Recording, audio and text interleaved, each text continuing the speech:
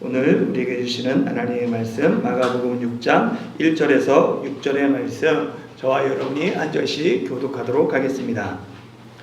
예수께서 거기를 떠나사 고향으로 가시니 제자들도 따르니라.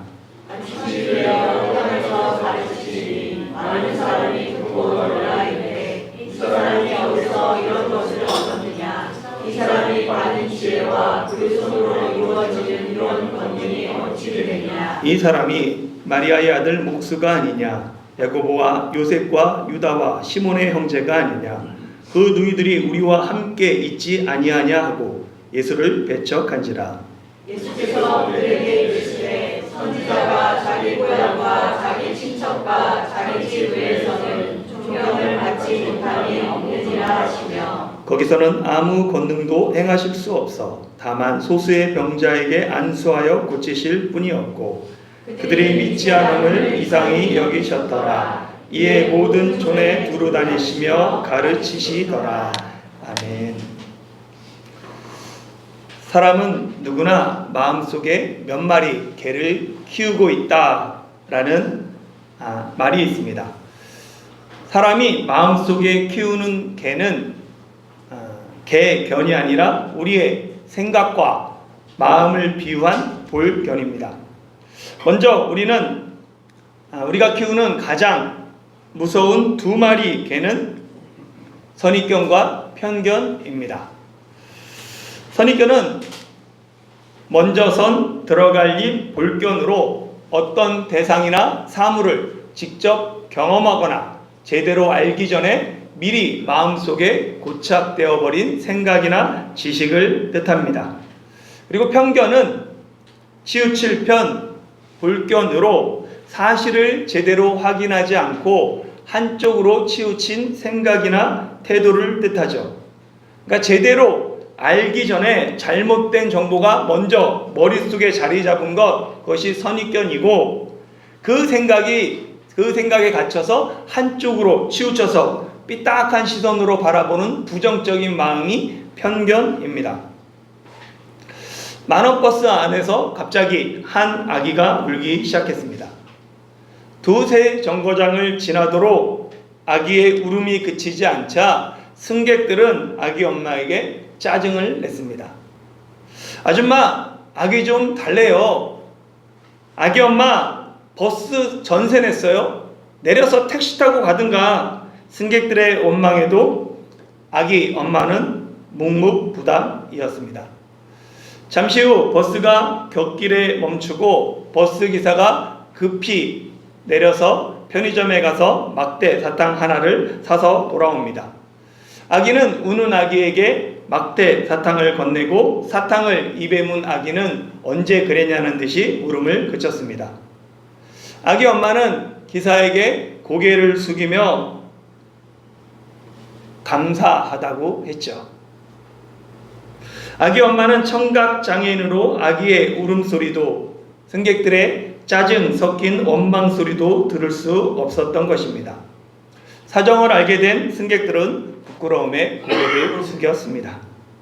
선입견과 편견은 사람이나 사건을 있는 그대로 보지 못하게 합니다. 선입견과 편견을 쫓아낼 수 있는 든든한 개 한 마리가 필요한데 그 개가 백문이 불여일견입니다. 100번 듣는 것보다 한 번 보는 것이 더 낫습니다. 선입견은 정보 부족이나 경험 부족으로 생깁니다. 그래서 새로운 정보를 접하고 직접 경험하면 선입견은 쉽게 바꿀 수 있어요. 그러나 편견은 백문이 불여일견에도 쉽게 바뀌지 않습니다. 편견은 사실보다 부정적인 감정에 고정관념이 결합했기 때문입니다. 편견을 극복하기 위해서 또 다른 개 한 마리가 필요합니다. 바로 일가견입니다. 일가견은 다른 사람도 인정하는 전문적인 식견을 뜻해요. 일가견이 있는 사람은 쉽게 편견에 사로잡히지 않습니다. 그런데 많은 사람이 일가견을 이루지 못하고 꼴불견이 됩니다. 꼴불견은 제대로 알지 못하면서 쉽게 단정하고 확인되지 않은 이야기를 사실처럼 떠벌리며 자신의 기준만을 옳다고 믿는 것입니다. 여러분 마음속에는 5마리의 개, 선입견, 편견, 백문이 불여일견, 일가견, 꼴불견 중 어떤 개가 살고 있습니까?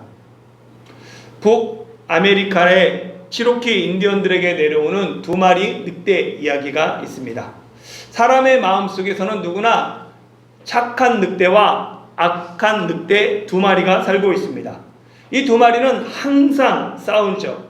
그런데 어떤 늑대가 이기는지 아십니까? 내가 먹이를 주는 늑대가 이깁니다. 내가 어떤 개에게 먹이를 주느냐에 따라 인생이 달라집니다. 계속해서 선입견과 편견의 먹이를 주면 꼴불견 인생이 됩니다. 그러나 계속해서 새로운 것을 배우려고 하고 자신을 점검하고 훈련하면 실력과 안목을 갖춘 일가견 인생이 됩니다. 꼴불견이 아닌 백문이 불여일견을 넘어 일가견을 이루는 여러분이 되기를 소망합니다. 오늘 성경 본문에는 선입견과 편견에 갇힌 사람들이 등장합니다. 함께 1절, 2절 같이 읽어보겠습니다. 시작. 예수께서 거기를 떠나사 고향으로 가시니 제자들도 따르니라. 안식일이 되어 회당에서 가르치시니 많은 사람이 듣고 놀라 이르되 이 사람이 어디서 이런 것을 얻었느냐? 이 사람이 받은 지혜와 그 손으로 이루어지는 이런 권능이 어찌 되느냐? 아멘. 예수님은 가버나움 야이로의 집을 떠나 고향으로 가셨습니다. 여러분은 예수님의 고향이 어딘지 아십니까? 국어사전에 보면 고향을 4가지로 정의하고 있어요. 첫 번째는 자기가 태어나서 자란 곳, 2번째는 조상 대대로 살던 곳, 3번째는 마음속에 깊이 간직한 그립고 정든 곳, 4번째는 어떤 사물이나 현상이 처음 생기거나 시작된 곳을 고향이라고 합니다. 내가 살던 고향은 꽃피는 동네라고 할 때 그 고향은 몇 번이에요? 1번이죠. 자기가 태어나서 자란 곳. 현대인은 마음의 고향을 잃었다라고 할 때 고향은 몇 번입니까? 3번이죠. 망고의 고향, 홍차의 고향이라고 할 때 고향은 4번입니다. 그럼 예수님의 고향은 어디예요? 예수님이 태어나신 곳은 베들레헴입니다. 그러나 예수님은 베들레헴에서 태어났지만 당시 헤롯 대왕의 위협을 피해 아버지 요셉이 아내와 아기를 데리고 이집트로 피난 갑니다. 이후 헤롯 대왕이 죽은 후에 다시 이스라엘로 돌아와서 갈릴리 지역의 나사렛이란 동네에 가서 사시죠. 당시 예수라는 이름은 매우 흔한 이름이었습니다. 그래서 많은 사람이 예수님을 동명의 예수와 구분하기 위해서 당시 지역의 이름을 붙여서 뭐라고 불렀어요? 나사렛 예수라고 불렀습니다. 그러니까 예수님이 갈릴리 가버나움을 떠나서 가신 고향은 예수님이 자라나신 나사렛입니다. 마가복음 4장에서 예수님의 어머니와 동생들이 예수님이 미쳤다라는 소문을 듣고 찾아옵니다. 그때 예수님의 가족이 나사렛에서 가버나움으로 찾아왔어요. 가족들이 걸었던 그 길을 정반대로 예수님과 제자들이 걸어갑니다. 예수님은 가족과 친족들이 자신을 염려하는 것, 귀신 들렸다고 하는 것, 걱정하는 것 잘 아셨습니다. 그래서 고향에 돌아가서 고향 사람들의 오해도 풀고 친족들도 안심시킬 필요가 있었어요. 마태복음 13장과 누가복음 4장에도 예수님이 고향에 갔다가 그 사람들에게 배척당한 이야기가 기록되어 있습니다. 그중 누가복음은 학자들의 견해가 둘로 나뉘어요. 어떤 학자들은 마태복음, 마가복음, 누가복음의 이 배척받은 이 사건이 하나의 사건을 다른 관점으로 기록한 것이다 라고 보고, 또 다른 학자들은 마태복음, 마가복음은 같은 사건이지만 누가복음은 별개의 다른 사건이다 라고 주장합니다. 왜냐하면 누가복음 4장은 예수님이 광야에서 마귀의 모든 시험을 마치고 공생애를 막 시작하셨을 때 나사렛 고향 회당에서 말씀을 전했던 그 사건을 기록하고 있습니다. 그러나 마가복음 6장은 대략 예수님이 공생애를 시작하신 지 2년 정도 지난 공생애 중간에 해당합니다. 사건의 결말도 누가복음은 그 동네 사람들이 예수님을 동네 밖으로 쫓아내서 산비탈에서 밀쳐서 죽이려고 하고, 마가복음은 그저 배척으로 끝납니다. 전통적으로 많은 교부들과 학자들은 마가복음과 누가복음을 같은 사건으로 보았어요. 그러나 현대의 많은 주석가들은 별개의 두 사건으로 봅니다. 예수님은 공생의 기간을 거쳐서 여러 번 갈릴리 지역을 순회하시면서 복음을 전파하셨습니다. 마찬가지로 공생의 기간 고향에도 여러 차례 방문했을 가능성이 큽니다. 두 사건이 별개의 사건이라면 예수님은 고향 사람들이 자신을 낭떠러지에서 죽이려고 했음에도 다시 고향을 찾아 그들에게 복음을 전하신 것입니다. 예수님은 트라우마가 있었음에도 다시 복음을 들고 고향을 찾습니다. 이전에는 예수님이 공생애를 막 시작하면서 내가 메시아다 라고 하니까 고향 사람들이 예수님을 죽이려고 했어요. 그러나 이제는 상황이 많이 달라졌습니다. 예수님이 많은 병자를 고치고 귀신을 쫓아낸다 라는 소문이 고향에까지 널리 퍼졌습니다. 물론 고향 사람들은 예수님이 그 소문을 들었을 때 예수님이 미쳤다, 아니면 귀신의 왕을 힘입었다 라고 생각합니다. 그러나 몇 년 사이에 유대 사회를 떠들썩하게 하는 예수님이 따르는 제자들과 함께 고향에 돌아오셨기에 고향 사람들은 기대와 호기심을 가지고 안식일에 예수님의 가르침을 듣기 위해 회당에 모입니다. 회당에 모인 고향 사람들은 예수님의 가르침을 듣자, 예수님이 가르침을 시작하자 깜짝 놀랍니다. 예수님의 가르침에 큰 충격을 받은 사람들은 예수님의 지혜와 그 권능이 어디서 온 것인지를 궁금해합니다. 예수님의 소문을 들었을 때는 예수님의 지혜와 권능이 귀신에게서 온 것으로 생각했어요. 그런데 예수님의 가르침을 직접 들어보니까 이것은 귀신의 힘을 힘입어서 사역하는 것이 아니다라는 확신이 들었습니다. 지혜와 권능이 귀신의 힘이 아니라면 하나님으로부터 나왔다라고 생각하는 것이 당연합니다. 그러나 고향 사람들은 예수님의 지혜와 권능이 하나님으로부터 온 것인 것을 인정하지 않습니다. 왜냐하면 사람들이 생각하는 메시아는 다윗의 왕위를 잇는 강력한 왕이기 때문입니다. 메시아에 대한 선입견이 예수님을 바로 보지 못하고 예수님에 대한 부정적인 편견으로 나타납니다. 3절 말씀 같이 한번 읽어보겠습니다. 시작. 이 사람이 마리아의 아들 목수가 아니냐, 야고보와 요셉과 유다와 시몬의 형제가 아니냐, 그 너희들이 우리와 함께 여기 있지 아니하냐 하고 예수를 대적한지라. 아멘. 이 사람이 마리아의 아들 목수가 아니냐라고 할 때 이 아니냐, 아니에 해당하는 헬라어 우쿠는 긍정적인 대답을 예상되는 때 하는 의문문이에요. 그러니까 뭐냐면 우쿠는 뭐뭐임이 틀림없지, 맞지, 그게 확실한 답을 끌어내기 위한 부정어입니다. 그러니까 이 사람이 마리아의 아들 목수가 아니냐라는 물음은 이 사람은 마리아의 아들 목수가 틀림없지, 틀림없어 라는 의미예요. 마찬가지로 형제가 아니냐, 그 너희들이 우리와 함께 있지 아니하냐, 이것도 형제가 틀림없고 그 너희들이 우리와 함께 있는 것이 틀림없다라는 뜻입니다. 고향 사람들은 예수님을 우리 중에 하나로 봅니다. 지금도 유대인들은 예수님을 형제 중 하나로 여겨요. 유대인들은 예수님을 하나님의 아들 그리스도로 인정하지 않습니다. 고향 사람들은 예수님의 배경과 어렸을 적 모습을 잘 알기에 예수님을 메시아로 받아들이지 못하고 배척했습니다.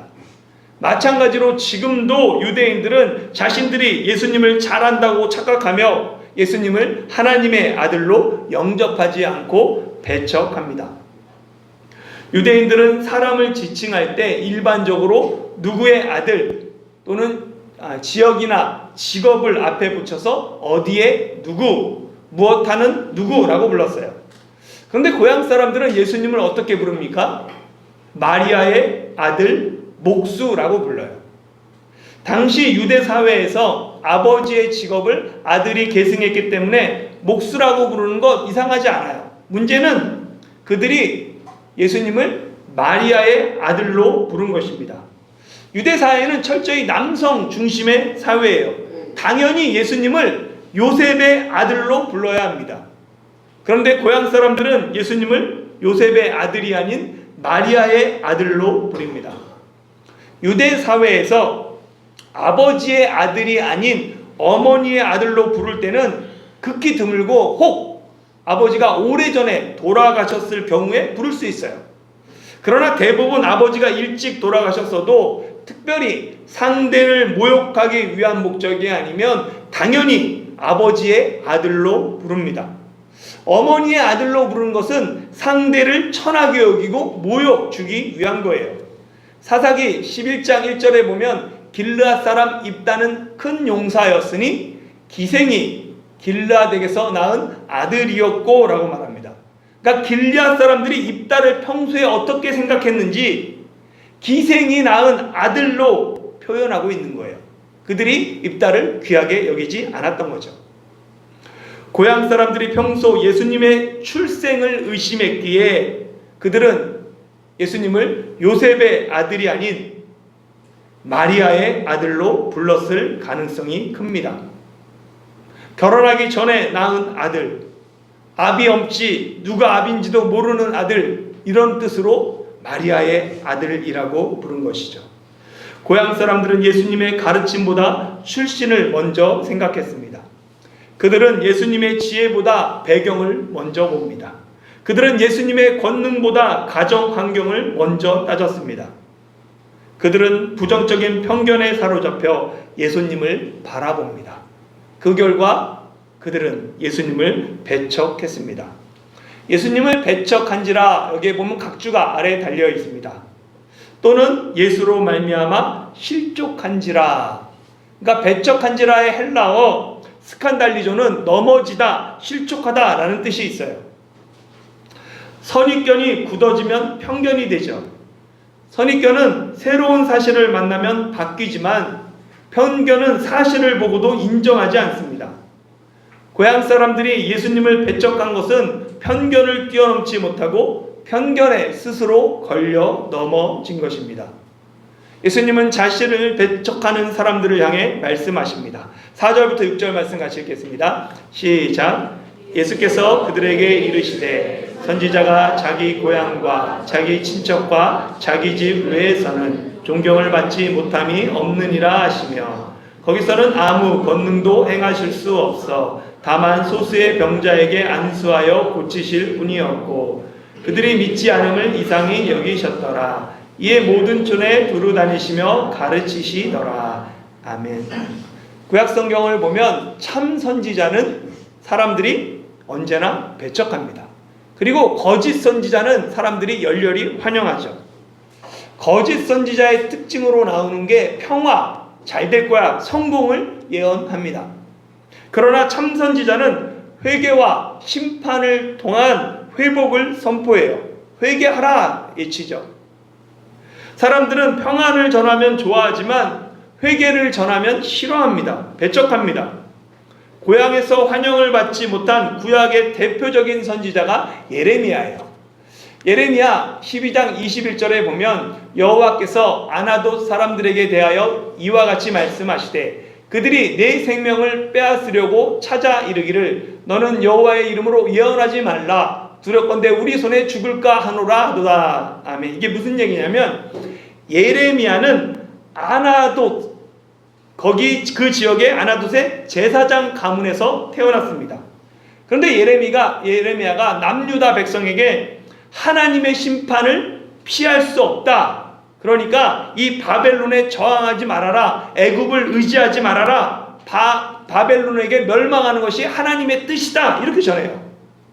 당연히 유다 사람들은 예레미야의 메시지를 싫어합니다. 예레미야의 고향 아나돗 사람들은 아예 예레미야를 위협해요. 너는 여호와의 이름으로 예언하지 말라. 우리가 너를 죽일까 두렵다. 라고 협박하죠. 예레미야는 고향 사람들에게 환영받지 못합니다. 오히려 핍박을 받았습니다. 예수님은 이런 배경을 잘 아셨기에 선지자가 자기 고향과 자기 친척과 자기 집 외에서는 존경받지 않음이 없느니라 라고 말씀하십니다. 선지자뿐 아니라 누구든지 자기 고향과 자기 친척과 자기 집에서 존경받는 것 쉽지 않습니다. 목사가 교회에서 존경받는 것과 가정에서 존경받는 것 어느 것이 더 어렵습니까?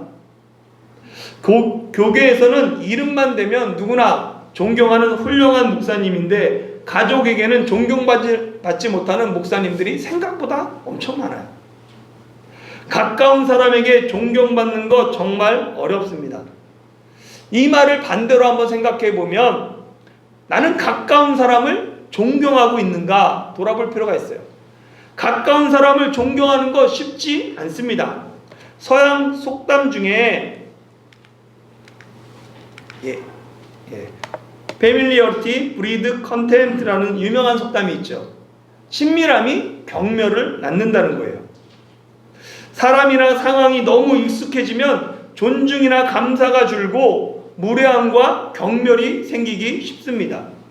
친할수록 더욱 존중하고 소중할수록 더욱 귀하게 여겨야 하는데 왜 가까울수록 예의도 존경심도 없어질까요? 사람들은 가깝게 지내면 그 사람을 잘 안다라고 생각하고는 자신이 이미 정해놓은 고정관념 속에서만 그 사람을 바라보기 때문입니다. 자기가 정해놓은 그 선 안에서 그 사람을 판단하죠. 많은 사람이 평소에는 당연하게 생각하다가 소중함을 잃어버린 다음에야 소중함을 깨닫고 후회합니다.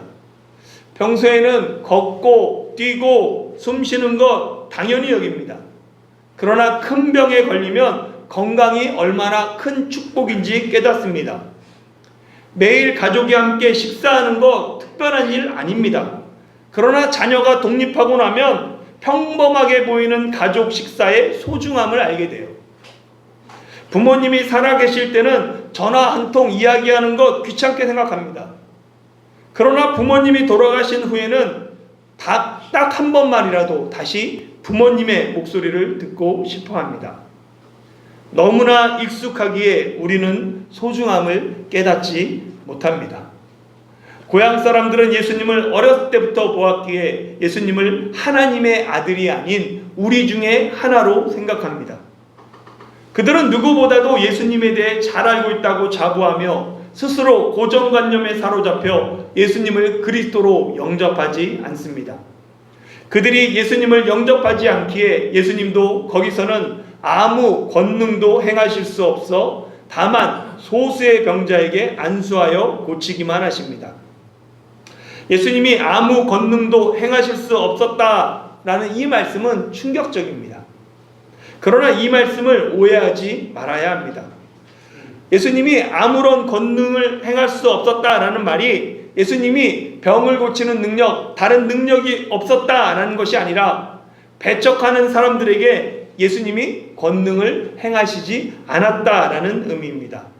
이 권능으로 번역된 헬라어 듀나미스에는 하나님의 구원 능력을 지칭하는 뜻도 있어요. 그래서 예수님이 권능을 행하시는 목적은 사람들을 구원하기 위함입니다. 그런데 예수님을 배척하는 사람들은 그렇기 때문에 예수님을 배척하는 사람들에게는 예수님이 권능을 행하실 수 없습니다. 왜냐하면 그들이 스스로 하나님의 구원 능력을 배척하기 때문입니다. 그래서 예수님은 거기서 아무런 권능도 행하지 않으셨습니다. 병행 구절인 마태복음은 이를 분명하게 얘기해요. 마태복음 13장 58절 같이 읽어볼까요? 시작. 그들이 믿지 않음으로 말미암아 거기서 많은 능력을 행하지 아니하시니라. 아멘. 믿음이 있는 사람에게는 권능이 일어납니다.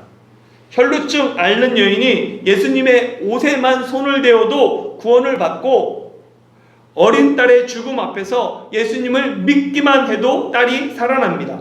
그러니까 믿음이 있으면 권능이 함께 역사합니다. 그러나 믿음이 없으면 권능도 일어나지 않습니다. 예수님의 권능이 변한 게 아니에요. 마가복음 5장의 예수님이 갑자기 6장이 되면서 변한 게 아니라 예수님은 동일합니다. 변한 것은 사람들의 믿음입니다. 믿는 자에게는 권능이 나타나지만 믿지 않는 자에게는 권능도 행할 수 없습니다. 많은 사람이 예수님의 권능을 구합니다. 그러나 예수님의 권능은 하나님의 구원을 나타내는 도구예요. 권능이 구원의 도구가 되기 위해서는 믿음이 필요합니다. 권능이 믿음과 만날 때 구원의 역사가 일어납니다. 믿는 자에게는 구원의 역사로 권능이 나타나지만 믿지 않는 자에게는 구원의 역사가 일어나지 않기에 아무런 권능도 나타나지 않습니다. 그래서 예수님은 고향에서 아무 권능도 행하지 않으시고 고향 사람들이 믿지 않음을 이상히 여기셨습니다. 왜 예수님은 나사렛 사람들이 믿지 않음을 이상히 여기셨을까요? 예수님의 가르침, 지혜와 권능이 하나님 나라를 보여주고 있음에도 그들이 믿지 않기 때문입니다. 하나님 나라를 보면서도 믿지 않는 그들의 믿음 없음을 예수님은 기이하게 여기셨습니다. 고향 사람들은 우리가 이 사람을 안다라는 선입견과 그러므로 이 사람은 메시아일 수 없다라는 편견에 갇혀 예수님을 배척했습니다. 익숙함이 완고함이 된 고향 사람들의 모습은 예수님의 형제들의 모습이기도 합니다. 요한복음 7장 5절에 보면 이는 그 형제들까지도 예수를 믿지 아니함이러라 라고 기록하고 있습니다. 형제들도 고향 사람들과 마찬가지로 예수님을 믿지 않았습니다. 동생들은 예수님과 어렸을 때부터 한솥밥을 먹고 자랐기에 예수님을 하나님의 아들로 인정하는 것 다른 사람들보다 더 어려웠습니다. 그러나 형제들은 부활하신 예수님을 만난 후에 변합니다. 예수님의 동생 야고보는 부활하신 예수님을 만난 후 초대교회의 지도자가 되고, 신약성경 유다서를 기록한 사람은 예수님의 동생 유다로 알려져 있습니다. 그러니까 부활하신 주님을 만나야 선입견과 편견을 깨트릴 수 있습니다. 베드로는 하나님은 이방인은 받지 않으신다라는 선입견이 있었어요. 그런데 고넬료 사건을 통해 베드로는 하나님이 사람을 외모로 보지 않는다라는 진리를 배웁니다. 자기가 깨어지죠. 나다나엘은 나사렛에서 선한 것이 날 수 없다는 선입견과 편견을 가지고 있었습니다. 그래서 나다나엘은 예수님을 만나기도 전에 미리 예수님은 메시아가 아니다라고 판단했습니다. 나다나엘의 편견은 예수님을 만남으로 깨집니다. 예수님을 만남으로 선입견과 편견을 깨는 여러분이 되기를 소망합니다. 사랑하는 성도 여러분, 지난 20년간 한국 사회에서 개신교 이미지가 점점 나빠지고 있습니다. 언제부턴가 한국의 주요 3대 종교 중 비호감도 1위가 항상 개신교입니다. 2025년 조사에서도 불교와 천주교의 호감도는 50점 이상으로 그냥 무난하고 긍정적으로 평가를 받았어요. 그런데 개신교는 34.7점에 그쳤습니다. 특히 응답자의 46%가 개신교에 대해서 24점 이하의 매우 낮은 호감도를 보였습니다. 더 충격적인 것은 70대 이상을 제외하고 전 연령대, 전 지역에서 개신교의 호감도는 40점을 넘지 못했습니다. 이에 따라 한국 교회의 과제는 단순히 교인 수를 늘리고 교회를 부흥하는 것이 아니라 사회적 신뢰를 회복하는 것이 먼저다라는 평가가 나옵니다. 물론 한국 사회가 교회를 오해하는 부분도 많습니다. 그러나 교회가 스스로 오해를 풀 수 있을 만큼 세상의 빛과 소금으로 살아가고 있는지 스스로 돌아봐야 합니다. 그리스도를 만난 빌립이 선입견과 편견에 사로잡힌 나다나엘에게 자신 있게 와서 보라라고 외쳤던 것처럼 우리가 먼저 그리스도를 만나야 합니다. 예수님을 만난 사람만이 예수님을 의심하고 교회를 부정하는 세상 사람들을 향해 와서 보라 담대하게 외칠 수 있습니다. 예수님을 만나 세상의 선입견과 편입견을 깨고 삶으로 복음을 증명하는 저와 여러분이 되시길 예수님의 이름으로 축원합니다.